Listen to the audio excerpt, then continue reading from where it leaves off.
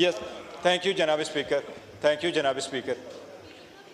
Speaker साहब, primarily जो letter गया है जज साहिबान की तरफ से, उसमें दो किस्म के पॉइंट्स हैं। एक तो जज साहिबान ने अपने मुताबिक वो उन इश्यूज़ को पॉइंट आउट किया जिसके थ्रू वो और उनकी फैमिली जा चुकी है, और उसमें जो जिक्र हुआ है वो सिर्फ ये नहीं है कि उन्होंने कहा है कि अदलिया के काम में एक स्पेशली जो डेमोक्रेटिकली कंसिक्वेंशियल केसेस थे, पॉलिटिकल कंसिक्वेंशियल केसेस है, उसमें इंटरफेरेंस हुई है।